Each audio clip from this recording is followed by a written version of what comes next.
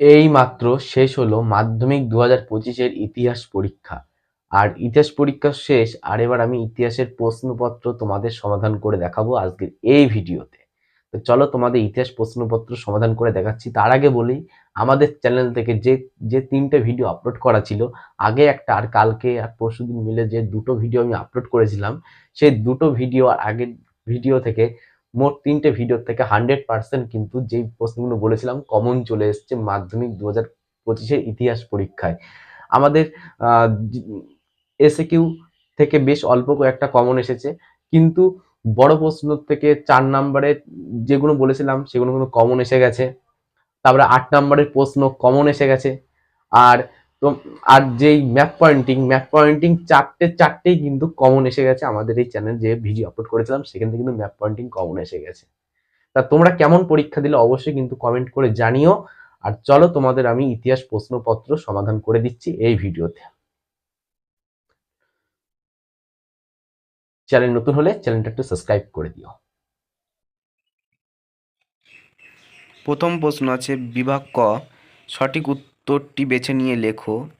একের এক দাগ, প্রথম বাংলা দৈনিক সংবাদপত্রটি হলো, এখানে হবে সমাচার দর্পণ। সঠিক উত্তর সমাচার দর্পণ হবে। তারপর একের দুই দাগ, বঙ্গদর্শন প্রথম প্রকাশিত হয় 1815 খ্রিস্টাব্দে। একের তিন, হিন্দু মেট্রোপলিটান কলেজ 1853 খ্রিস্টাব্দে প্রতিষ্ঠা করেন বিদ্যাসাগর। একের চার দাগের উত্তর হবে ডেভিড হেয়ার। তারপরে একের পাঁচ দাগের উত্তর হবে প্রসন্ন কুমার ঠাকুর। তারপরে একের 16 উত্তর হবে কোল বিদ্রোহ দমন কোম্পানি ইংরেজ সেনাবাহিনীর নেতৃত্ব দেন, উত্তর হবে ক্যাপ্টেন উইলকিনসন। তারপরে একের 7 বাংলা নানা সাহেব বলা হয় রামরতন মল্লিককে। একের 8 উপনিবেশিক ভারতের প্রথম রাজপ্রতিনিধি ছিলেন লর্ড ক্যানিং। আবার একের 9 উত্তর হবে মদন মোহন তঙ্কালঙ্কার।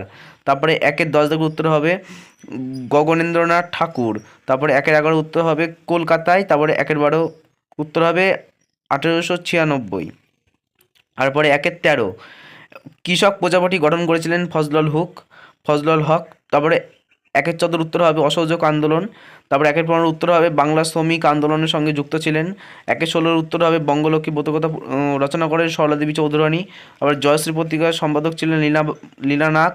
তারপরে একের 18 উত্তর হবে সূর্যসেন শহীদান। এখানে উত্তর হবে 1934 খ্রিস্টাব্দে। তারপর 19 দাগের উত্তর হবে 18 জুলাই 1947। আবার একের 20 রাজ্য পুনর্গঠন কমিশনের সভাপতি ছিলেন ফজল আলী। তারপরে এখানে তোমাদের আছে 2 দাগ, একটি স্থানীয় ইতিহাস গ্রন্থের নাম লেখো। একটি স্থানীয় ইতিহাস গ্রন্থের নাম, এখানে হবে নদিয়া কাহিনী। তারপরে 2 হবে কোন বছরে ভারত প্রথম রেল যোগাযোগ ব্যবস্থা শুরু করে, এখানে হবে 1853। কোন বছর কলকাতা বিজ্ঞান কলেজ প্রতিষ্ঠিত হয়, 1914। কোন বিদ্রোহে সুইমুন্ডা নেতৃত্ব দেন, কোন বিদ্রোহ। তারপরে উপবিভাগ 2, স্বামী বিবেকানন্দ, এটা প্রথমটা হবে ভুল, দ্বিতীয়টা হবে ভুল, তৃতীয়টা হবে ভুল, আর চতুর্থ হবে ঠিক। তারপরে এখানে মিলানো, তারপরে একেরটা মিলানো যাবে 4-এ আসবে, একেরটা আসবে 4-এ, আর 2-এরটা যাবে সরি একেরটা যাবে তোমাদের 3-এ, একেরটা 3-এ, 2-এরটা 4-এ, আর 3-এরটা তোমাদের যাবে কংগ্রেস সামন্তী দল, আর 4-এরটা হবে ভারত সভা। এই হলো তোমাদের মেলানো, ভালো করে পারলে একটু দেখে নিও। তারপরে এখান থেকে আমাদের রচনা তো 100% পুরো কমন এসে গেছে। যেই 4টে দিয়েছিলাম 4টে রচনাই পুরো কমন। এই যে 4টে রচনা, এই 4টে রচনায় আমাদের 100% পুরো পুরো পুরো কমন এসে গেছে। রেকর্ড কমন বলতে গেলে। তারপরে এই তোমাদের কেবল দৃষ্টিহীন পরীক্ষা, এটা আমি করালাম না।